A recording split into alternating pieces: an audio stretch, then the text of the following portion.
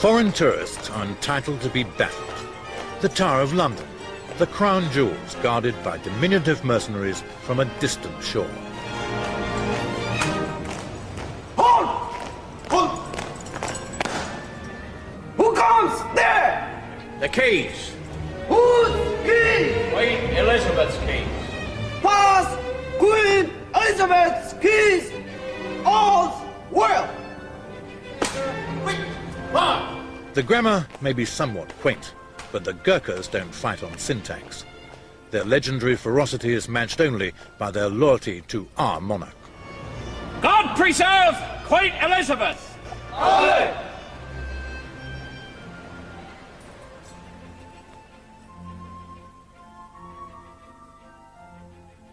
Their distant homeland is enshrined in stained glass at the Sandhurst Military Academy. The real thing is a noble mountain in the Annapurna range of the Himalayas. Nepal, spectacularly beautiful, pitifully impoverished. This is the Gurkha heartland, and to be born male here is to face a life of peasant drudgery. But there's one escape route. Boys like this, already toiling in the rice fields, will be among the many thousands who will compete to take it. It is to join the British Army.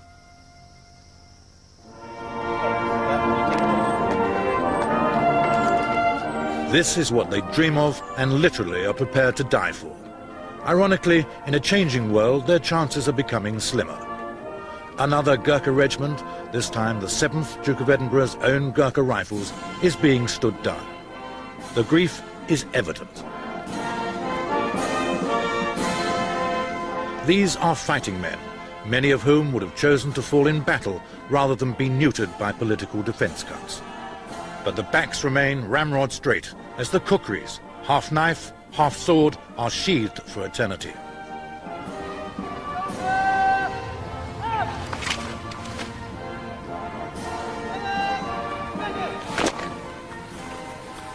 It's a royal occasion. Prince Philip arrives to take the valedictory salute to the regiment that bore his title. Soldiers whose battle honours were redolent with wild bravery and unquestioned sacrifice.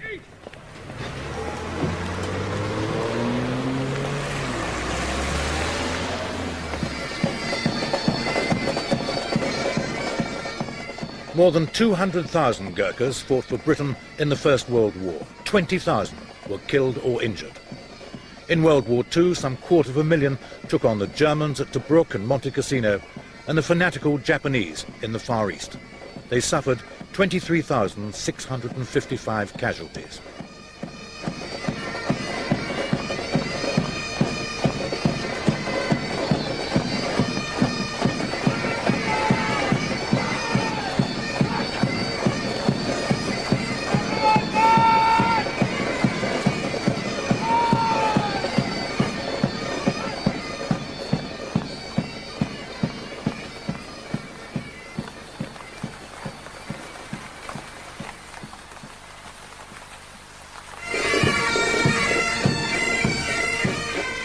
Most men are marching into oblivion. 4 Gurkha regiments have been concertinaed into one, 2/3 of their number jettisoned. Yet courtesy prevails with the traditional floral farewell to Prince Philip, an anomaly explained by George MacDonald Fraser, novelist and military historian who fought alongside them in Burma. That was the curious thing about the Gurkha.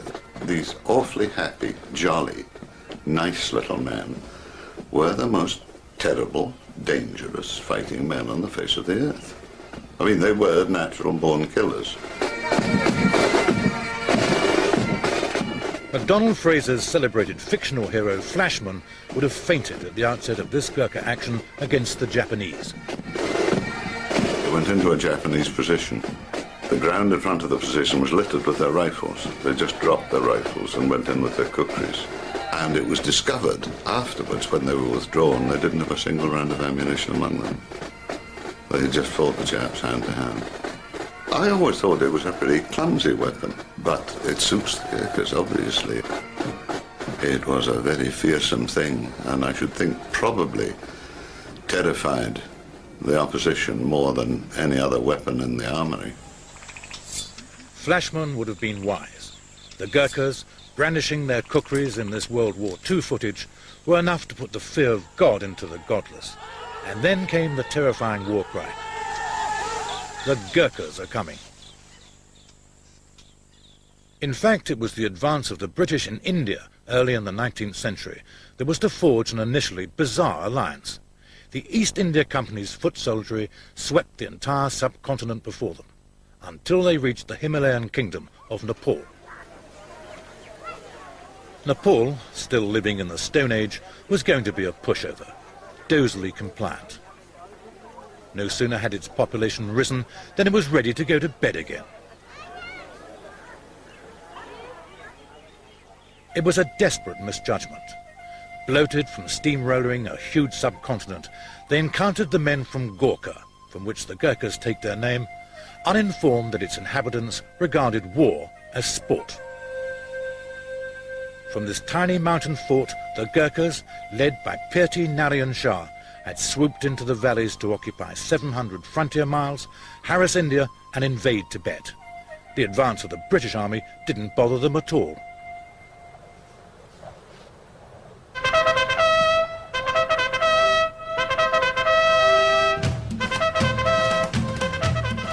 The clashes were probably unique in military history in that the British were soon to abandon their disparagement of native troops.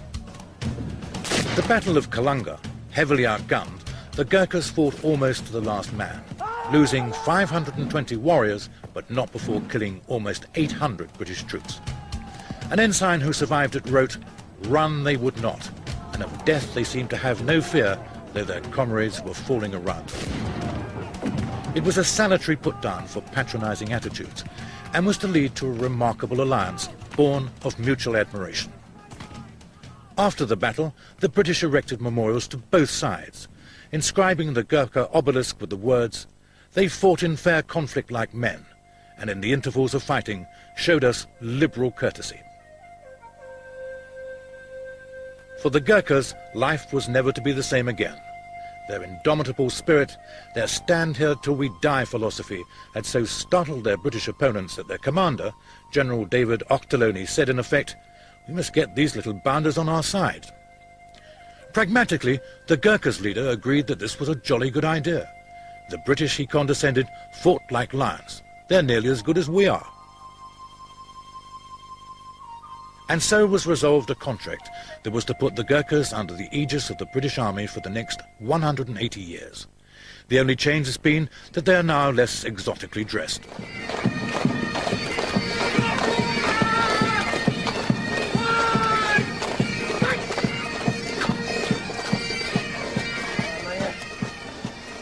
Chin up. Okay.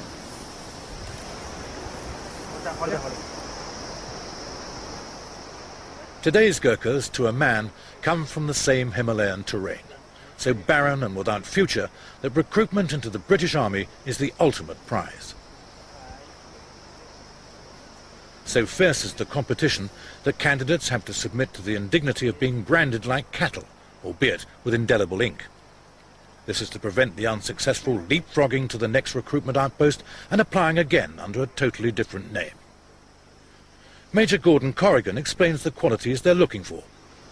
I suppose what we're looking for is physical and mental robustness, flexibility, intelligence, loyalty. It's actually quite easy to find those qualities amongst the Gurkhas because their own society is hierarchical. It's a society where respect is automatically given to elders, to parents. Gurkha children do what their father tells them to do. Sadly, in our society, we've stopped doing that a long time ago. Next. It's a society where you are thrown back very much on yourself. There is no welfare state. Natural disaster is ever present. Earthquake, landslide, hailstorms, flooding, fire. Nobody is there to bail you out. You're thrown back on your own resources. And this produces a tough society. It produces a fatalistic society. Fatalism, if you're an infantry soldier, is a good thing to have because it means you don't worry too much about being shot. You are going to be shot or you aren't. And it is better to be shot gloriously and have your name live on down the generations than it is to stay at home or to run away. Go!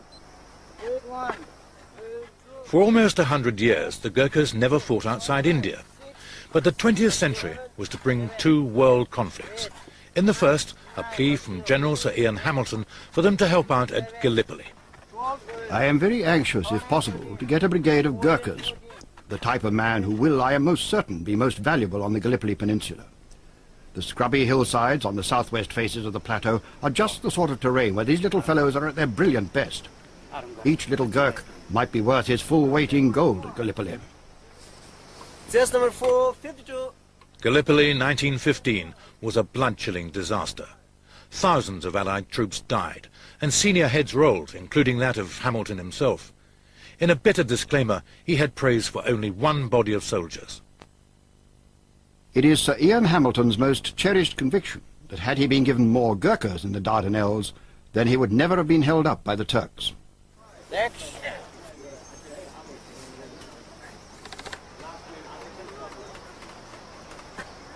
Chest number 2058.5. Selection tests for candidate Gurkhas have hardly changed down the years. Even here, back in 1928, supply outweighed demand. The only difference then was the preservation of the topknot, the sprout of hair by which a stricken Gurkha's god could haul him into some Nepalese Valhalla. Some eccentricities have always been acknowledged, such as a Gurkha's problem about running from A via B to C in straight lines. Once you come to this sort of flat area for running side, I think they got a problem because they don't have such a sort of a good piece of land out here to do sort of a running in a flat area. They can't work on the flat. They can only operate on hills. They can operate quite easily on up and down side, but it's very difficult for them to do the sort of running or any sort of physical fitness on the flat area side.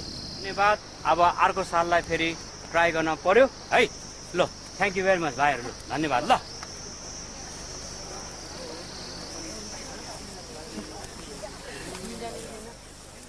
It's a dispiriting moment for the unsuccessful. Just 6 are going through to the next processing stage, but for the losers it's back to boring old Annapurna along Nepal's M1, the ancient spice road leading to Tibet. They remain trapped in a time warp, where the solitary hotel is not exactly the Himalaya Hilton, and only the animals appear pampered.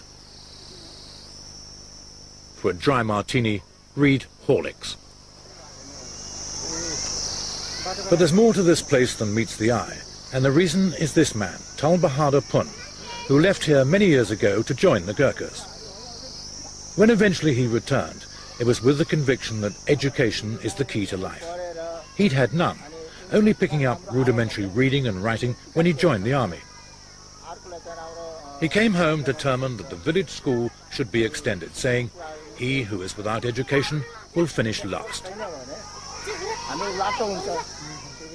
His words, for an exemplary reason, carried weight. He is one of 26 Gurkhas to have been awarded the Victoria Cross, the highest of all military decorations, and indeed which takes precedence over honours such as Knight of the Garter or the Order of Merit. On June the 23rd, 1944, fighting with the 6 Gurkha rifles against the Japanese in Burma, he found himself alone after his section comrades had been killed. His citation reads, Rifleman Tul Bahadur seized the Bren gun and, firing from the hip as he went, continued to charge on the heavily bunkered position in the face of the most shattering concentration of automatic fire directed straight at him. With the dawn coming up behind him, he presented a perfect target to the Japanese. He had to move 30 yards over open ground, ankle-deep in mud, through shell holes and over fallen trees. Despite overwhelming odds, he reached the house and closed with the Japanese occupants. He killed 4 with his gun and 3 with his khukuri. Still, the citation didn't tell it all. When relief finally arrived, this benign-looking gentleman acquired a flamethrower and incinerated a further 30 Japanese in a dugout. He regarded this as appropriate reparation. But there's something of which he is even prouder, which he insists on showing to the world. His VC carries influence with the Gurkha Welfare Trust, and by using it he was able to install in his village a simple communal water tap. Paradoxically, only a few steps distant, there flows this river, highly photogenic but seriously polluted. Before the tap, every drop of drinking water had to be carried in from an uncontaminated source 8 miles away. The beauty of this place is sorely compromised by a poverty that the Welfare Trust strives to alleviate from limited resources. Nepal is the 4th poorest country in the world. To give you an illustration of the deprivation, there's only one doctor to 20,000, a hospital bed to 1 to 9,000 people. There is no state welfare system apart from primary school, which is now being extended up to secondary school. And therefore, without any insurance scheme, without any welfare scheme, any hardship means that people become destitute, they can lose their homes and all means of livelihood. And therefore all our ex-servicemen, and indeed their dependents, look to us, the Gurkha Welfare Trust, to try and help them.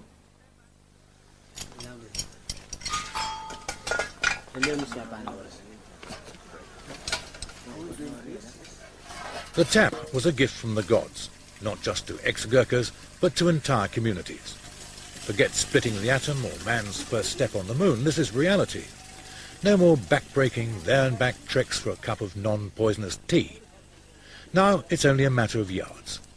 The villages have nudged into the 20th century, and it's all down to the Gurkhas and the Gurkha Welfare Trust, which across the foothills of Nepal installs other new taps at the rate of 40 a year.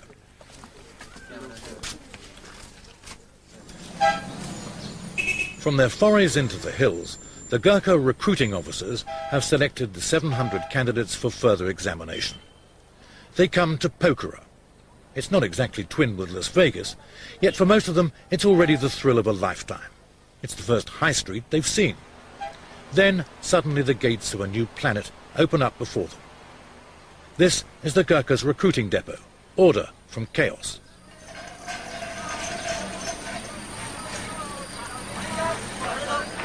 Now they are tantalizingly close to a career that will provide clothes, food, world travel. They're very conscious of the traditions they have to live up to. Our ancient Gorkhalis fight for British Army bravely, so they give their life, but they don't give up their hands, so I think that's why this motto is given to Gorkhali. They don't give up till their life will go. They don't give up till they die. He's also well acquainted with the Gurkha's motto, even in English. It is better to die than to be a coward. This man is a Sherpa yak herder from the foothills of Everest. Not many Sherpas have Gurkha ambitions, so his main concern is how his family will react if he fails. तिम्रो यदि भर्ती लागेन भने घर फर्किँदाखेरि आमा बाबाहरु है मन दुखाउनु हुन्छ कि अथवा तिमीलाई गाली गर्छ कि गाली गर्छ त्यो त गाली गर्छ मन दुखान. Yes, his parent will be upset, and I think they will be quite angry as well, he thinks. He's laughing now, but it's a serious matter. There are many Nepalese who regard being turned down by the Gurkhas as a disgrace on the entire family. Some rejects don't even go home again. Yes, he will be quite afraid, but even so, then he must go back to his village. The last lap to acceptance is rigorous and literally rock-strewn. A squad of Gurkhas once competed in a London marathon and finished hardly out of breath. It was a Sunday stroll compared with this. The competition is daunting. 57,000 initially applied to join the Gurkhas this year. 700 have reached this stage. Eventually just 153 will be chosen. The burden here is 45 pounds of stones. Tomorrow it will be increased to 75. Some find it disturbing that the elite of each generation leave to serve a foreign army. But not John Cross, an ex-Gurkha colonel who went back to live in Nepal and lectures at Kathmandu University. what we don't do is we don't go into the mountains of someone else's country, take a fellow by the nose and say, you're going to be our soldier. It's entirely their volition. And whether it's hardship or the sense of adventure or because they can't get their act correct in their own country is of no concern to the recruiter who wants what he knows is good material. And if a Nepali, a high-ranking Nepali, for instance, might think it's wrong to give people to another country to fight, to lose blood, I can only tell you what Pandit Nehru, in his wisdom in the early 50s, said when the Indian Lok Sabha said, why should we have our country used as a passageway for these mercenaries going to the dreadful British Army, etc. And Pandit Nehru said, until the Nepalese can give as high a standard in Nepal to the people the British recruit, until that happens, I will let them through.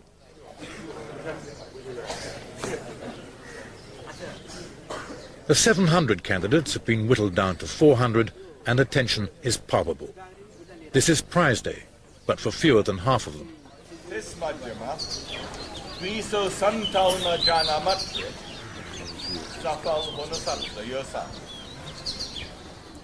The final selection process is conducted outside the Gurkha's compound.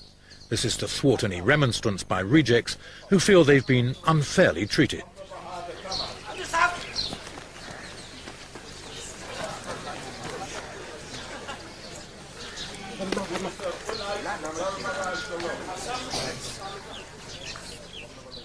The winners might have come up in the national lottery, which, when their indelible markings have been verified, they have.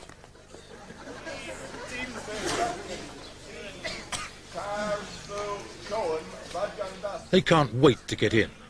A few rip off their coats or cheap wristwatches to give to a less fortunate friend. The British Army will now provide. By Nepali standards, they're now rich, insulated for life against everything except the winds of war. They will have fine uniforms and civilian clothes, good food, medical attention, and after 15 years, a pension. The passing into the compound is itself symbolic. Acceptance into an exclusive club festooned with battle honours renowned for bravery. A few of the rejected can rustle up that no hard feelings look. Well, maybe next year.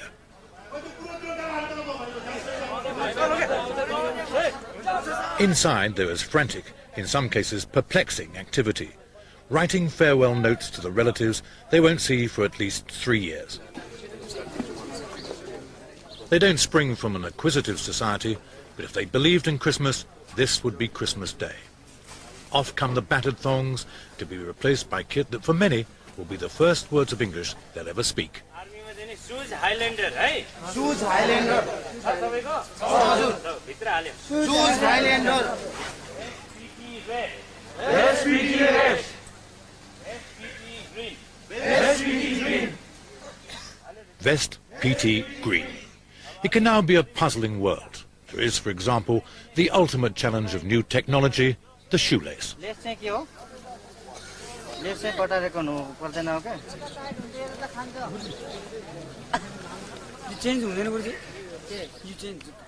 Everything is an exciting discovery. But can they imagine what lies ahead? It will change my life because we'll get something from British Army and we'll serve them.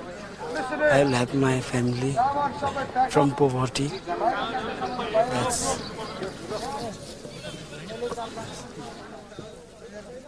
What does he expect England to be like? What does he hope to see there? I think England is a very big city, big country. They are my big city. I like to see that cities.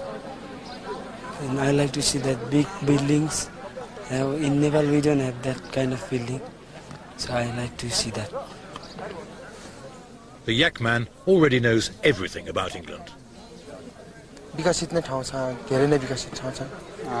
says England is a development country, and he says it's very cold places. Just what you'd expect from a chap who comes from Everest. Is there anything he wants to see?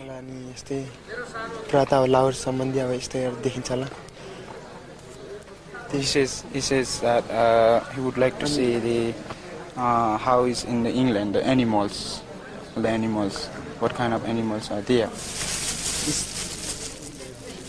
Saudis, yaks milk is made up by yak's milk. In case English restaurants don't come up to scratch, he's brought his own food. Yak's milk cheese, hard as marble, though it doesn't taste as good. Old Army sweats will notice something missing here. No bawling, screaming or obscenity on the barracks square. There's a warm affinity between NCOs and men. The reason is that the men don't need to be motivated. They already are. First time while I reached to training depot, and my section commander was there, but I didn't know. And he called me up in a bad language. And I was like, surprised, yeah, really surprised. What sort of people are here who even don't know how to speak to the people? That is my experience. All the section commander, they used to talk rude words. That I know that word. That's why. No exciting. Rude words? Yeah. Why do you think they did that? Because if they call, if they don't use rude words, they cannot. They cannot make soldier from the civilian. Equally, the British officers have to adapt to native Gurkha attitudes and customs. There's no place for patronising haughtiness. Full nudity when you're washing is not tolerated at all.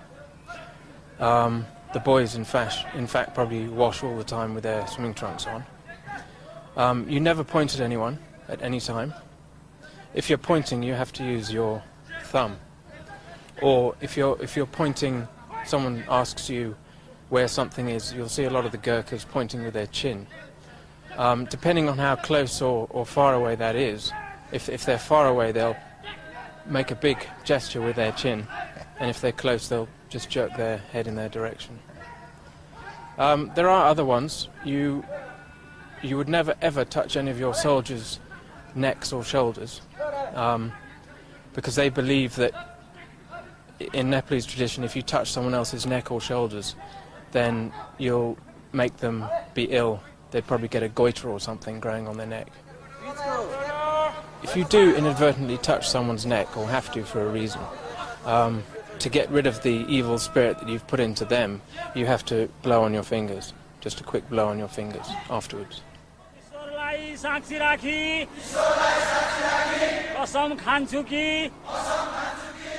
At the end of their basic training, a pandit administers the oath of allegiance.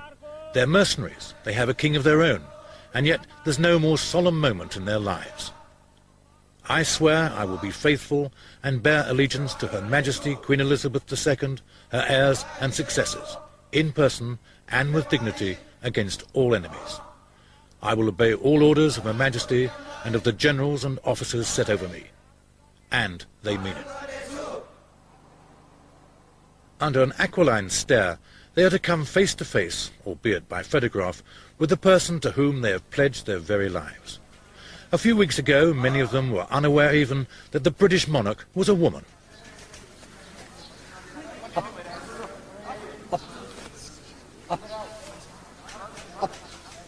They touched the Union flag, an endorsement of their oath. Who knows what history has in store for them?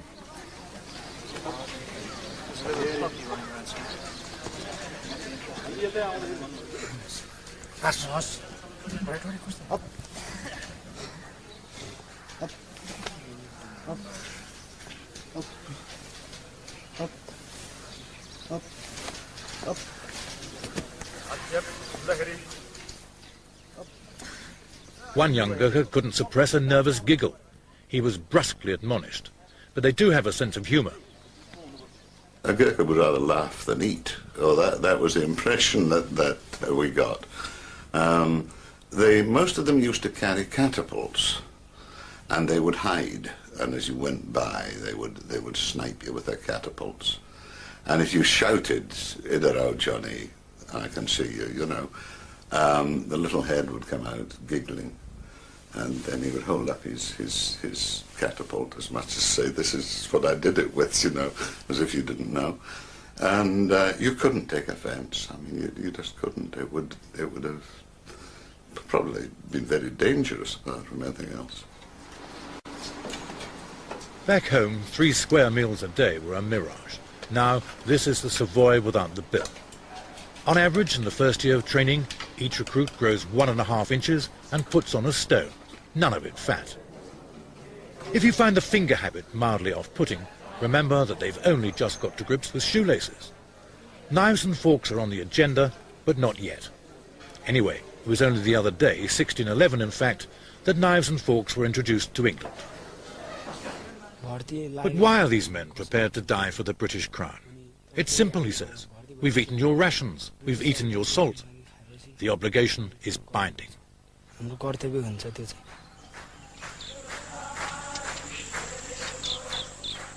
Obviously, there are times in a soldier's life when room service is not available.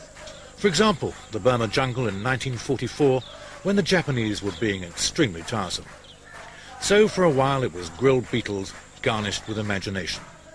Their colonel-in-chief has suffered similar indigestion. I've never forgotten one visit in Hong Kong.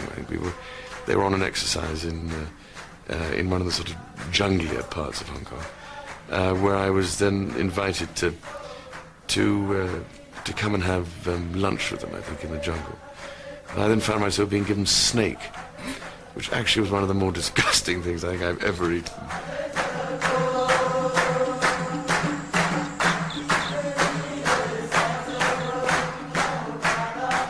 They sleep on the floor because they always have. And unacquainted with EastEnders, Cilla Black or other icons of British culture, they spend their evenings singing songs about Himalayan mountains or hacking people's heads off.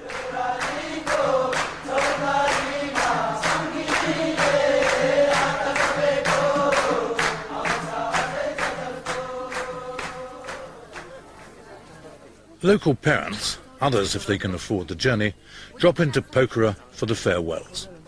There are also some enterprising young ladies. A Gurkha, even if he is off to Britain for the next 3 years, is a pretty good catch. But for some, the partings are the worst part of any adventure. Will he ever see his father again?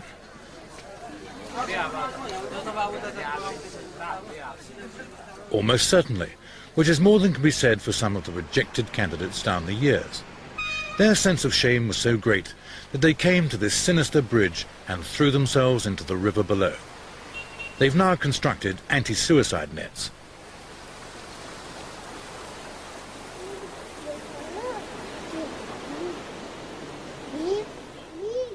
They may be leaving a Shangri-La film set, but they are also departing a world where to be aged and bent is to become a supplicant.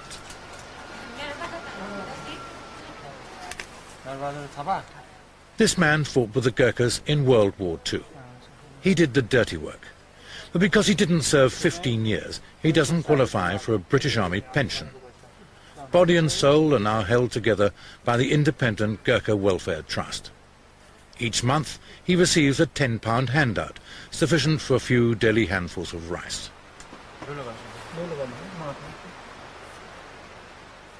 Nor had the Trust forgotten the widows of their former colleagues in arms.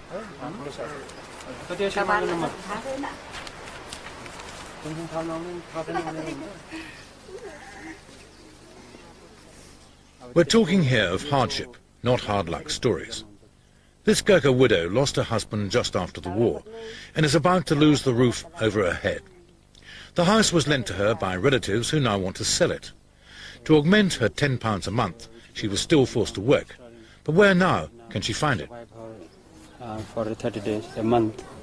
But what she will do, she go to the riverside and collect the firewood from the riverbank.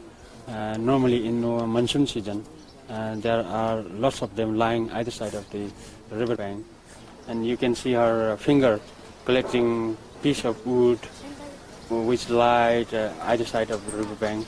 And then she can survive. But the problem is obvious. The lady is getting old. The star at the festival of Tihar is a cow. It's plied with drink, probably Horlicks, and sweetmeats. The cow is sacred here, based on the theory that it's the provider of almost everything, from milk when it's living to leather when it's dead. The god Krishna declared the cow his favourite animal 1,000 years ago, which was fortunate. Without the cow, the Gurkhas would have never have become soldiers of international renown. This is the Lee Enfield Mark VI muzzle loader. Its cartridges were the problem, allegedly for being sealed with paper contaminated by cow grease. David Harding is an ex-Gurkha and Bisley champion. The cartridge for the new rifle was greased at the bullet end. Inside this end of the cartridge there was a bullet of this shape. In this end there was enough powder for one shot. In the process of loading, the sepoy had to bite open the powder end with his teeth so that he could pour the powder into the muzzle. He then reversed the cartridge, pushed the bullet end in, tore off the empty part of the paper and rammed the bullet into the bore. And in the process of biting the cartridge, he would have come in closer contact than he cared for with the grease on the bullet end. The grease was, the rumour was, that it was composed of the fat of pigs and of cows. And the fat of pigs would have been objectionable to the Muslim sepoys, and the fat of cows would have been very objectionable to the Hindu sepoys. And contact with it, especially for higher caste Hindus, could cause serious loss of caste itself, and could cause social ostracism back in the home village. The British government said, well, get your own grease.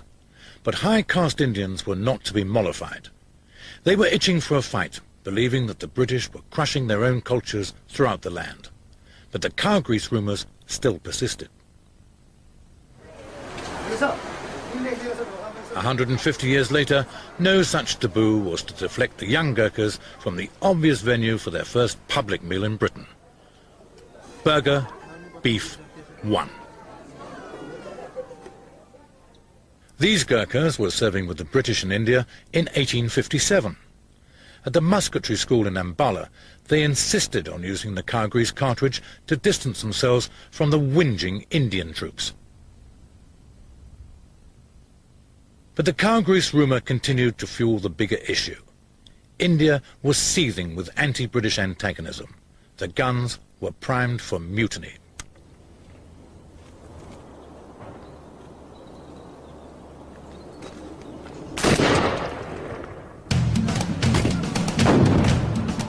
Delhi, capital of the old Mughal Empire, was the scene of the bloodiest conflict. It was a rising of manic intensity and unspeakable atrocity. Officers were hacked to pieces, their wives, children and servants mutilated before death or thrown live into the city's wells. Major Charles Reed, commander of the Sirmaur battalion of Gurkhas, was among those ordered to head to the aid of his beleaguered British colleagues of the 60th Rifles. Within 4 hours, his relief column was on the way. But the 60th Rifles, pictured here in happier times, as they say, were apprehensive about the Gurkha involvement. Could they trust these Gurkhas, foreign troops after all?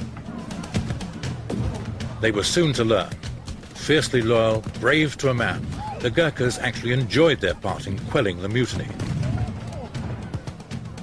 Indeed, when word got abroad, they were accorded the highest of accolades, a rave review in the London Illustrated News. The Fusiliers and a little Gurkha were sitting by a window when one of the enemy, who had concealed himself, popped his head out to see what was doing. He happened to look the other way when the little Gurkha, as quick as thought, whipped out his khukuri and sliced his head off in an instant, to the great delight of the Fusiliers, who could not for 10 minutes shoulder their muskets for laughing. The khukuris are kept very sharp, and I have seen a Gurkha cutting his corns at arm's length. It is not to be wondered at that these are the dread of the rebels. The few surviving rebels continued to dread. They were simply tied to gun barrels and dispatched to join their holy cow in the sky. Among the heroes of the Gurkhas' action was Subadar Major Jesse Rajput, with medals. Never again would the integrity of these fighting men from Nepal be questioned. Their campaigns were commemorated on their chests, and such now was their reputation that Queen Victoria herself intervened, promoting them to a rifle regiment. But rifle regiments don't carry colours, so she presented them with a ceremonial truncheon.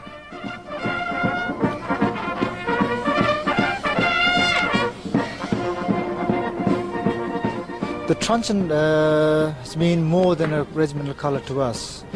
In our language, it's called Nisani Mai. Literal meaning, Nisani is a point, and Mai is mother, if not a goddess. So it's more like a goddess to us than a simple regimental colour. It is a sad and nostalgic day at Sandhurst. This is the last parade of the 2nd Gurkha Rifles, bane of the Japanese, now victims of Whitehall defence guards.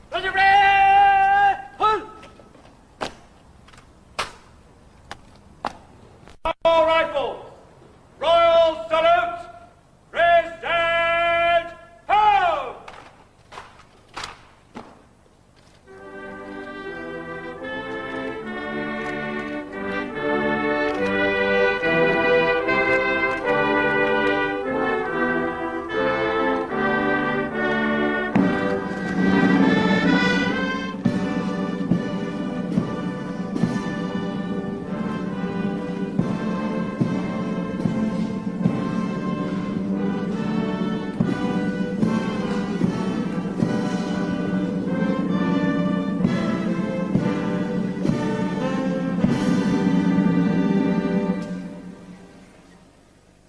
But to the Gurkhas, the truncheon which evokes such homage is not being laid up. It is being placed in suspended animation, against a day, perhaps generations ahead, when there may come another rallying call.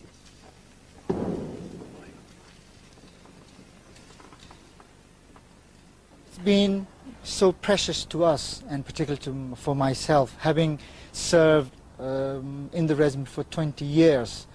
And if anybody would want to steal or take away from us, I wouldn't hesitate to draw my khukuri and charge. Simple as that. Officers past and present have come to pay their respects, and as another icon of British military history goes to the wall, some can't contain a sense of bitterness. If we are to play our part in the United Nations, we should have troops available to answer that. The present rate of things, if the country were threatened, we'd probably have to send a policeman to Dover to stop the invasion coming in. Even though she's not present in the regiment, she will always be in my heart. And every morning, whenever I perform my religious prayers, I will think about Nishani Mai as well.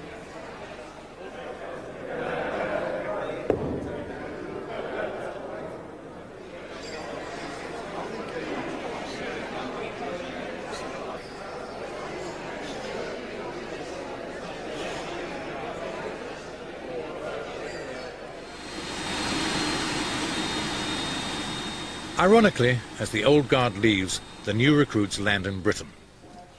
They arrive in Gurkha fashion, smart and marching.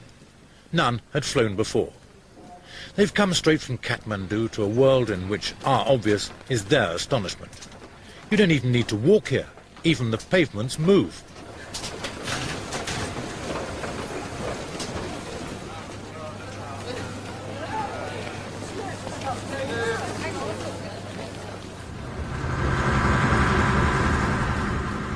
From Gatwick Airport, they shut their eyes around the M25, always a sensible precaution, to their new home near Aldershot. What's going through their minds? Well, I think it's probably a mixture, partly of delight that of the 57,000 applicants, they've been one of the only 153 that have been selected.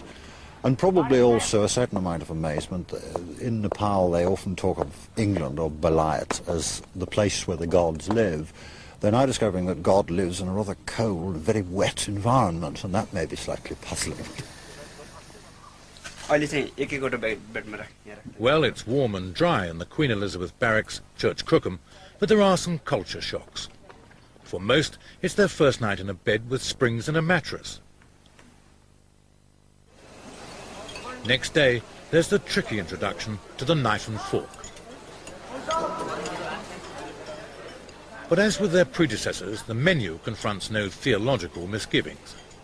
Back home they'd be eating rice and lentils, but the traditional English breakfast presents no problem. They're quick to learn. 2 years ago, these Gurkhas were also fumbling with knives and forks. Now they're in Bosnia, operating a sophisticated communication system for the United Nations.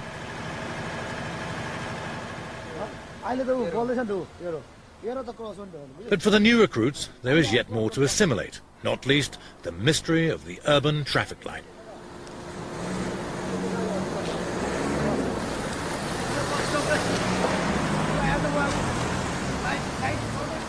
You never see a Gurkha, scruffy, badly turned out. Look at them. And this is a day off, they're mufti, and they're always immaculate. They're a credit to their unit and to the British Army, mind you. When they come here, they have an image of our society which probably hasn't existed for 50 years. They assume that all the British are Serbs, that there are no criminals in England, that everyone behaves in the way that they believe people ought to behave. That, of course, isn't the way that our society operates. Unfortunately, getting money out of a wall requires some coaching. One of their number once entrusted his PIN number to a total stranger, then asked for assistance.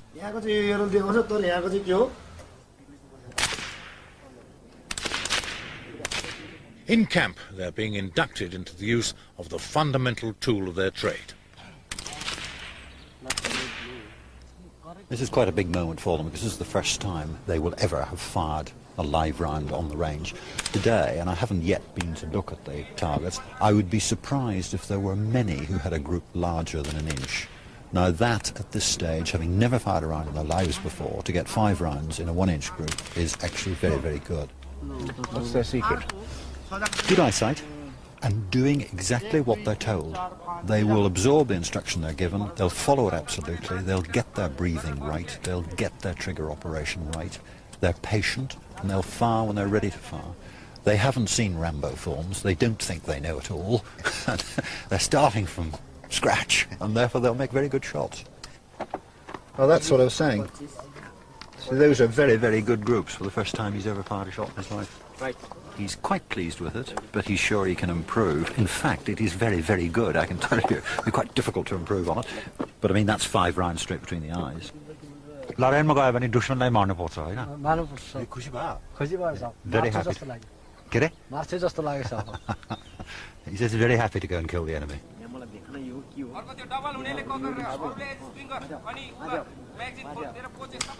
Again, here in Britain, the friendliness between Gurkha officers and men is immediately apparent. One has to remember that a Gurkha unit, in a sense, is a company of equals. I command my men not because I'm a major, but because I have got more experience than they have. I have done more courses, I've been in the army longer. They respect me and they obey my orders. But we are a company of equals, and it would never occur to a Gurkha rifleman that there would be any social distinction between the two. If I go to Nepal, I will stay in a soldier's house. If a soldier brings his wife to England for a holiday, quite often she will come and stay in my quarter. And we have had situations in my married quarter where I've had a brigadier, a corporal and a rifleman all staying there at the same time, all with their wives. This is regarded as extraordinary by the rest of the army, but it works in our society, and the British officer has to be able to fit into that.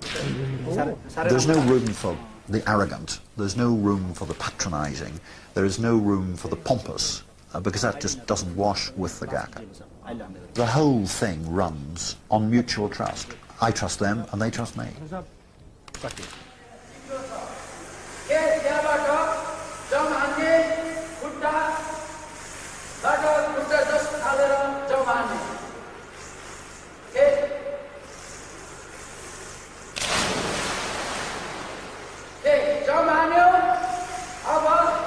We've got a high proportion of chaps who will have a go at anything and will claim to swim. Some of them will have had a go at swimming at home, largely because they're hoping to get into the army, and they will trek off to the nearest river and they'll jump into a pool and they'll either learn to swim or they'll drown.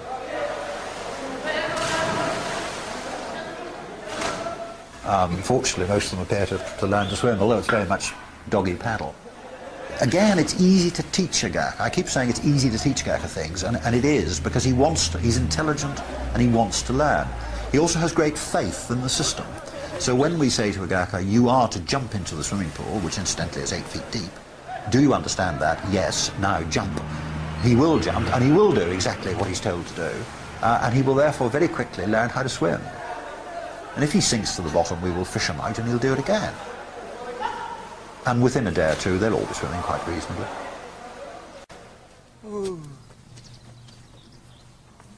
Everything is done to help them settle in. The yak man from Everest, for example, has been missing his yaks. So, on a neighbouring farm, he meets at least a Highland look-alike.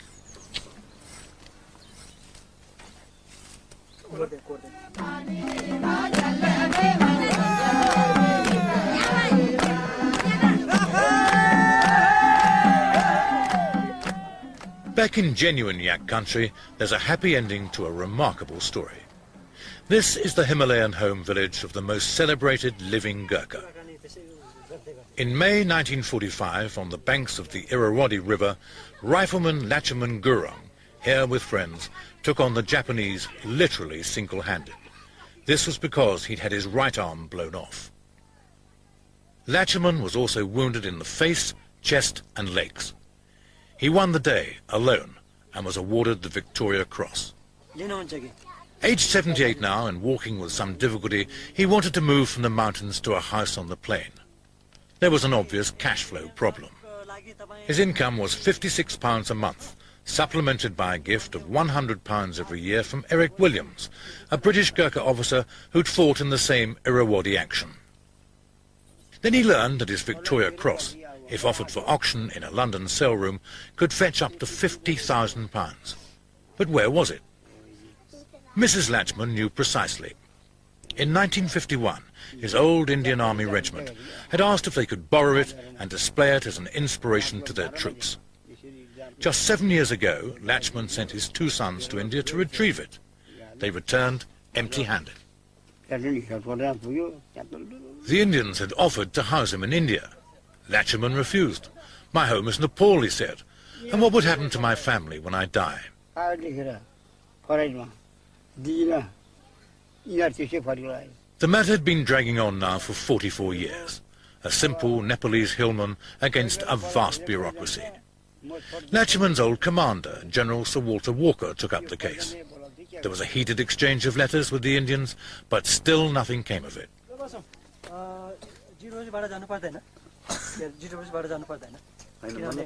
So, each month, Lachaman's son prepared for the journey down the mountain to collect his pension.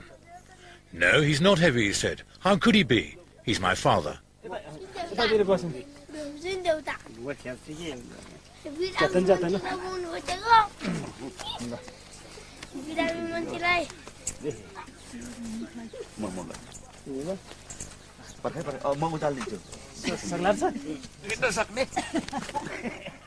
The pride is understandable, for this is a citation of what his father did to win the Victoria Cross at the age of 17. At Taungdaw in Burma, on the west bank of the Irrawaddy, on the night of the 12th, 13th of May, 1945, Rifleman Lachaman Gurung was manning the most forward post of his platoon. At 0120 hours, at least 200 enemy assaulted the company's position. The brunt of the attack was borne by Lachaman Gurung's section, and by his own post in particular. Before assaulting, the enemy hurled innumerable grenades at the position from close range. One grenade fell on the lip of Rifleman Lachaman Gurung's trench. He at once grasped it and hurled it back at the enemy. Almost immediately another grenade fell directly inside the trench, and again this rifleman snatched it up and threw it back. A third grenade then fell just in front of the trench. He attempted to throw it back, but it exploded in his hand, blowing off the fingers, shattering his right arm, and severely wounding him in the face, body, and right leg. His 2 comrades were also badly wounded and lay helpless in the bottom of the trench. The enemy, screaming and shouting, now formed up shoulder to shoulder and attempted to rush the position by sheer weight of numbers. Rifleman Lachaman Gurung, regardless of his wounds, loaded and fired his rifle with his left hand maintaining a continuous rate of fire.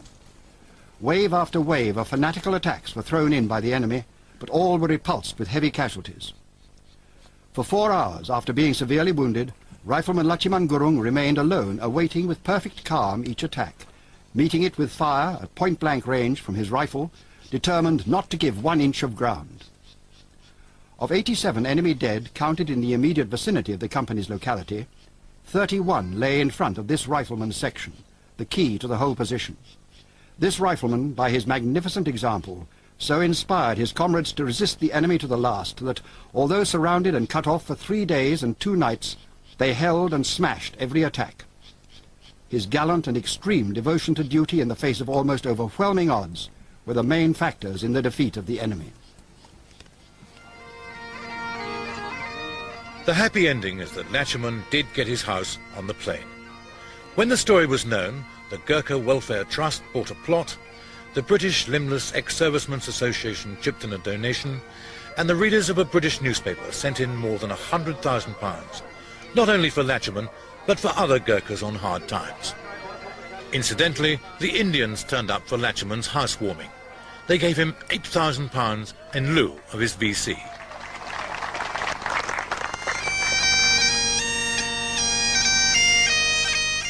Quite by chance, at Church Crookham, a piper is practicing. He is playing Ode to Joy. Today, from the wreckage of 5 infantry battalions, 1 new regiment, the Royal Gurkha Rifles, is being raised. The Gurkhas are now serving with the 5th Airborne Brigade and other specialised units of the British Army. The man honoured and delighted to become their Colonel-in-Chief is the Prince of Wales.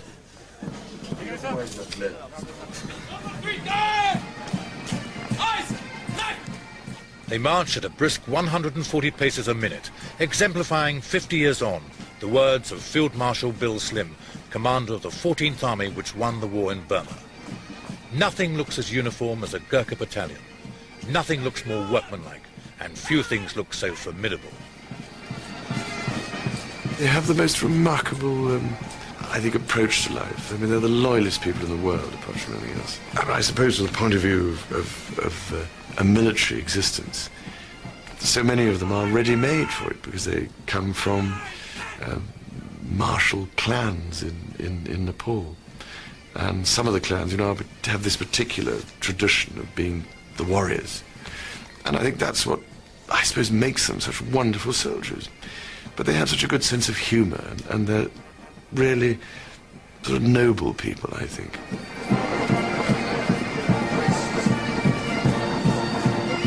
I just think they're remarkable people. I'm very fond of them. Many have tried to enshrine the Gurkha character. Here are the words of Sir Rolf Turner, a former Gurkha officer. Once more I hear the laughter with which you greeted every hardship. Uncomplaining, you endure hunger and thirst and wounds. And at the last, your unwavering lines disappear into the smoke and wrath of battle. Bravest of the brave, most generous of the generous. Never had a country more faithful friends than you.